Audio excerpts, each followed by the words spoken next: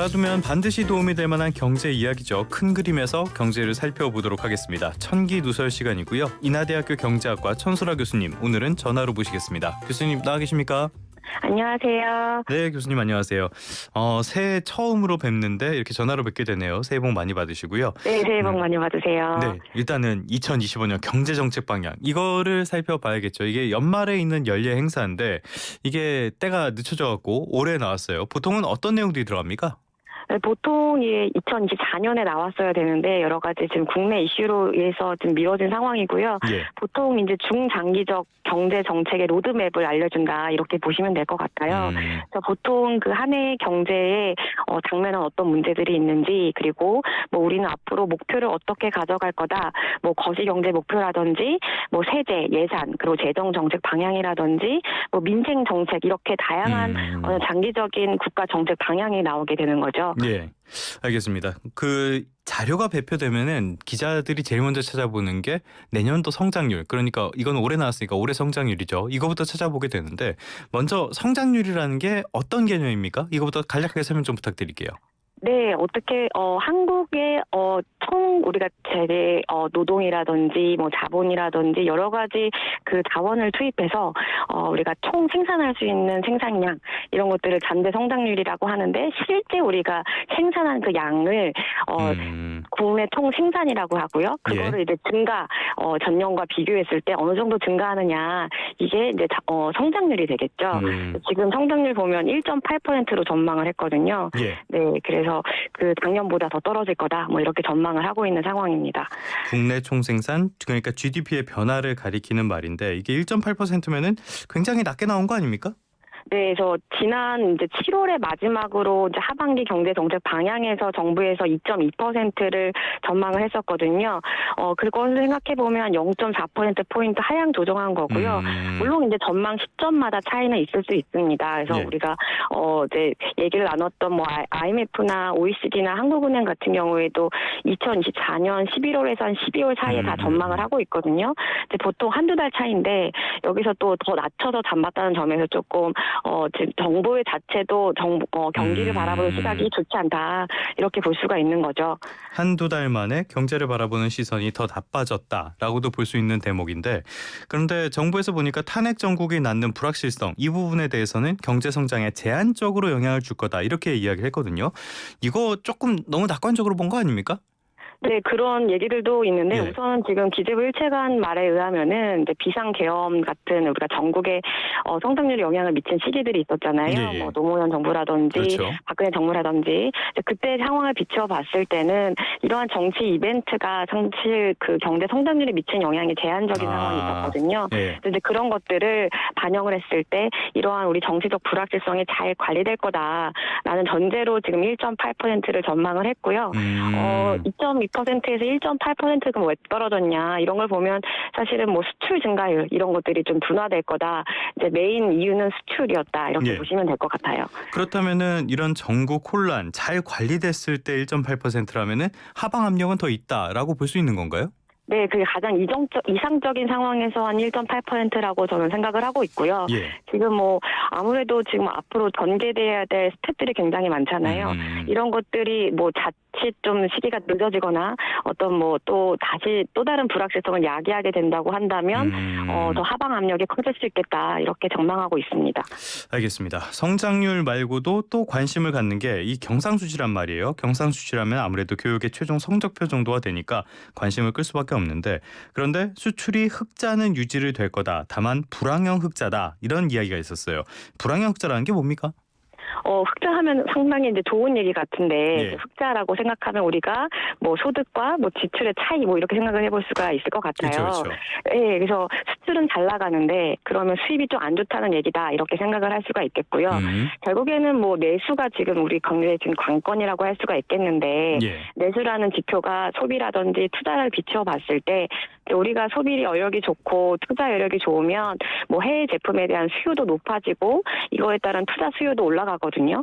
그러면 이제 수입도 여력이 돼야 이제 증가를 할 텐데, 지금 정부에서 전망하고 있는 수입 증가율이 작년 2024년에는 마이너스 1.6에서 올해 조금 나아져서 플러스 1.6이 될 거다, 이렇게 얘기를 하고 있거든요.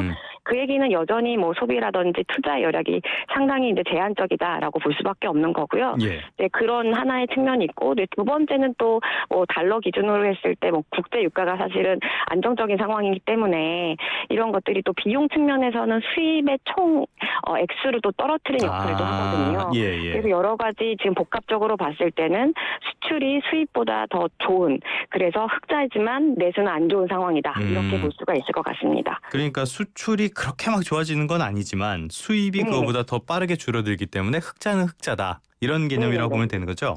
네, 맞습니다. 알겠습니다. 환율 이야기를 해주셨는데 어제 원달러 환율 1,460원으로 마감을 했어요. 지금 1,400원이 넘는 고환율이 계속 이어지고 있는데 이거 물가에도 영향을 미칠 수밖에 없는 거 아닙니까? 물가 전망은 네. 어떻게 나왔습니까?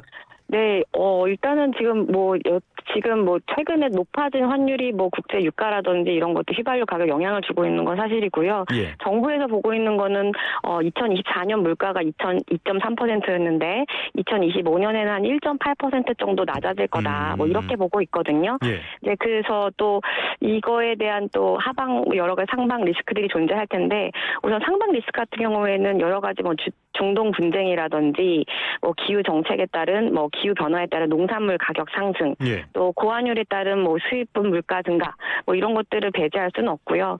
뭐 그럼에도 불구하고 워낙 내수가 안 좋기 때문에 내수 측면에서의 수요 측 압력은 높지 않은 거죠. 예. 그래서 이제 좀 1.8%가 낮아 보이긴 하나 여기 안에는 여러 가지 복합적인 경제 문제들이 다 들어가 있다. 이렇게 보시면 될 것 같아요. 그러니까 내수 경기가 너무 안 좋아서 돈을 안 쓰니까 물가가 올라갈래야 올라갈 수가 없는 상황이다. 이렇게 봤을 때는 이것도 그렇게 좋은 시그널은 아닌 것 같아요.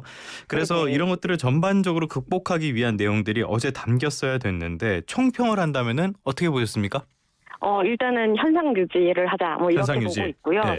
그러니까 정책 목표에서도 밝힌 게 뭐 안정적으로 관리하겠다 이렇게 이제 얘기를 하고 있거든요. 그래서 이제 그 동안에 우리가 정부에서 통상적으로 나온 뭐 경제 정책 방향들 얘기를 하면 보통 큰 그림에서 뭐 역동 경제 로드맵이다 해서 이제 어떤 방향성을 제시하고 구체적으로 어떤 구조 개혁에 초점을 맞춰서 끌고 나가라는 뭐 이런 방향성들이 있는데, 예. 이번에 이제 경제 정책 방향은 어떻게 보면 좀 약간 좀 보수적인 역동 경제보다는 역동성 회복을 위한 노력에 집중을 하고 있는 걸로 좀 보이고요. 예. 그래서 좀 안정적으로 대내 불확실성을 최소화하는 방향으로 가겠다. 이런 식으로 좀 파악을 할 수 있겠다. 이렇게 볼 수가 있겠어요. 그러니까 지금 나빠지지만 나온- 말아라. 예. 예. 네네네, 맞습니다. 그래서 좀 안정적 관리에 초점을 맞춘 좀 정책이다. 이렇게 볼 수가 있겠습니다. 그 안정적 관리를 위해서 민생 경제 회복 18조 원 규모의 재원을 신속하게 지원하겠다. 이런 내용이 담겼거든요. 이게 역대 최대 규모라고 하는데 이 돈을 뭐 어디에 어떻게 쓰겠다는 겁니까? 네, 그래서 18조 원이 말씀하신 것처럼 역대 최대 규모고요. 예. 지금 보면 뭐 정책 금융에 12조, 그리고 재정 공공기관 투자 6조, 그리고 상반기 여러 가지 이제 민생 경기 사업들, 뭐 SOC라든지 여러 가지 사업으로 잡힌 것들이 약 85조가 있거든요. 예. 그 중에서 한 40% 이상을 1분기에 집중적으로 집행하겠다 이렇게 얘기를 하고 있고요. 그리고 지금 뭐 회계년도 개시 전에 배정도 벌써 한 11조 정도 육박을 하고 있거든요. 그래서 좀 공공기관의 투자 그리고 민간의 어떤 투자를 활성화하기 위한 대책들에 집중을 해서 쓰겠다 이렇게 보실 수 있겠습니다. 그러니까 GDP 상에 나오는 정부 소비의 기여도를 더 높이겠다. 라는 정도로 이해를 해볼 수가 있겠는데, 그런데 이게 경기가 안 좋을 때 보면은 항상 상반기에 재정을 뭐 충분히 활용하겠다 이런 이야기는 매년 반복이 됐던 것 같아요. 그런데 1분기 경기를 지켜보고 경기를 재점검하겠다 이런 말도 나왔거든요. 이거는 추가 경정 예산안 이 가능성을 열어둔 거로 봐야겠죠? 구체적으로 추경을 하겠다 이렇게 밝히진 않았지만 어쨌든 지금 뭐 추가적인 여러 가지 경기에 뭐 카드들을 고려하겠다 이렇게 얘기를 했거든요. 거기 안에는 추경도 있을 거라고 생각을 하고 있고요. 네. 아마 뭐 여태까지 기재부 기조로 봤을 때는 좀 보수적으로 기금을 운용하겠다 뭐 이런 얘기들이 많았기 때문에 뭐 어떤 기금 활용 방안이라든지 어떤 뭐 추가적인 다른 재원 방안들을 고려해 볼 거긴 하지만 워낙 지금 뭐 세수도 부족하고 지금 경기가 하강 국면에 진입하느냐 마냐 이런 문제인 기로에 있는 상황이기 때문에 적절하게 좀 재정적인 재정 정책을 확장하려는 노력들도 좀 필요하지 않을까 이런 생각을 하고 있습니다. 재정 정책을 더 강화할 필요가 있다. 그런데 정부 소비를 늘리고 말씀하신 것처럼 추경 같은 걸 통해서 돈을 풀고 이런 것들이 과거 사례를 봤을 때 경기를 어떤 부스팅 그러니까 부양하는 네네. 그런 효과가 있었나요? 일단은 일시적으로 예를 들어서 돈을 쓰면은 일시적으로 나아지는 소비라든지 이렇게 올라가는 패턴들이 보일 때도 있거든요. 예. 이제 구조적으로 정말 근본적인 소비의 구조적 문제를 해결하겠다. 투자의 우리가 투자를 제약한 어떤 요소들을 제거하겠다. 이런 정책들로는 이어지지 않는다고 하면 사실은 일시적인 효과에 그칠 수밖에 없고요. 근데 이런 것들이 일시적으로 숫자가 튀게 나오겠지만 다음에 또 기대 효과가 떨어지기 때문에 그게 총량으로 봤을 때는 크게 나아지는 상황이 아닐 수도 있는 거죠. 하지만 이게 쭉 이제 정책이 어떤 효과가 지속적으로 이어지려면 이렇게 일시적인 어떤 부양 효과에만 그쳐서는 안 되고 이런 것들이 어떤 추가적인 재원이라든지 어떤 확장 재정을 통해서 조금 그래도 역동성의 어떤 구조적인 변화에도 초점을 맞춘 정책들로까지 이어져야겠죠. 그러면 지금 상황은 근본적인 대책은 아니고 이렇게 일시적인 부양 효과만 있는 대책이라도 필요한 시점이라고 봐야 되는 겁니까? 어쨌든 지금 여러 가지 우리가 경기가 안 좋은 상황에서 쓸 수 있는 카드들을 생각해 보면 통화 정책이라든지 재정 정책 우리가 두 가지 정책을 떠올릴 수밖에 없는데 지금 말씀하셨다시피 원달러 환율도 굉장히 불안정한 상황이고 지금 이때까지 금리도 또 몇 번 내렸었잖아요. 그래도 아직까지 내수가 온기가 돌아오고 있지 않은 상황이거든요. 대출 금리도 높은 상황이고 이런 상황에서 통화 정책이 여력이 제한적이라고 한다면 우리가 쓸 수 있는 카드는 조금 더 확장적으로 재정을 적극적으로 필 수밖에 없는 상황인 맞는 거죠. 네. 알겠습니다. 그래서 재정을 일시적인 효과라도 지금은 빠르게 좀 투입할 필요가 있다라는 이야기까지 들어봤는데요. 말씀해 주신 것처럼 지금 굉장히 큰 문제가 내수란 말이에요. 민간 소비가 꽁꽁 얼어붙은 거. 그래서 정부가 내수 활성화 정책도 발표했는데 어떤 내용들이 있었습니까? 네, 그래서 지금 내수를 살리기 위한 정책들이 굉장히 많이 나왔는데요. 그중에 눈에 띄는 것이 우리가 좀 사라졌었던 자동차 개소세 인하가 한일적 부활을 했다. 이런 것들을 생각해 볼 수가 있는데 예를 들어서 4천만 원짜리 국산 SUV를 산다. 그럼 최대 143만 원까지 혜택을 보겠다. 이런 얘기를 또 있고요.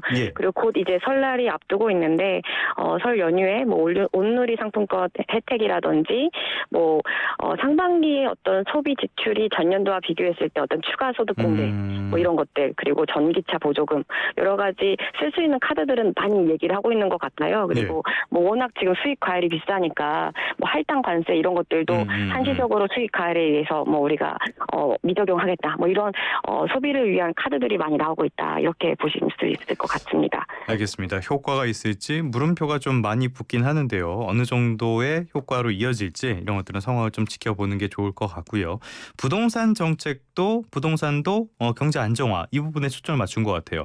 특히 여러 가지 규제라든지 세금 같은 것들을 한시적으로 완화한다라는 내용들이 많이 담겼는데 지금 보면은 올해도 건설 투자가 역성장을 할 걸로 예상된단 말이죠. 이런 데를 좀 고려한 그런 방향이라고 봐야겠죠. 네, 아무래도 내수 부진 중 원인 중에 또 대표적인 원인이 건설 경기인데요. 아무래도 건설 경기에서 또 지금 내수를 잡아먹는 요인들이 크기 때문에 이런 것들을 좀 안정화시키려는 노력 그리고 건설 경기가 워낙 지금 냉각이기 때문에 이런 것들을 좀 활성화하려는 노력이 좀 담긴 조치들이라고 좀 볼 수가 있을 것 같아요. 지금 보면 다주택자 양도세 중과를 2026년까지 유예한다던가 1세대 1주택자 특례 기준도 상향으로 높인 거죠. 그리고 공공 분양도 확대하겠다. 그래서 지금 전반적으로 보면 건설 경기를 좀 부양하려는 노력들이 좀 돋보이는 대목들이 있고요. 아무래도 지금 경제 안정화를 위해서는 건설 경기도 좀 살아나야 될 필요성이 있다. 이렇게 정부에서 보고 있는 것 같습니다. 건설업이라는 게 GDP에서 차지하는 비중만 봤을 때는 그렇게 크진 않잖아요. 그런데 이렇게까지 관심을 가져야 되는 이유, 그건 어떤 겁니까?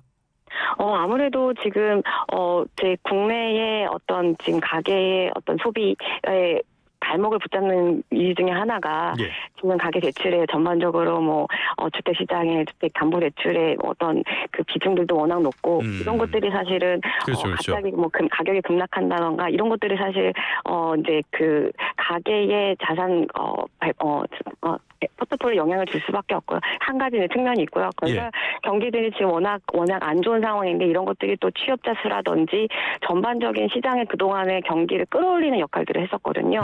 이런 것들이 계속 냉각이 된다고 하면 지금 중소 연결된 금융사 그리고 보험사 여러 가지 또 연결된 금융권의 연결고리들도 있기 때문에 이런 것들이 전반적으로 시장을 좀 제약할 수 있는 상황까지 갈 수가 있는 거죠. 그러니까 GDP에서 차지하는 비중이 크진 않지만은 전반적인 시장에 미치는 여파는 굉장히 클 수 있다. 알겠습니다. 네네.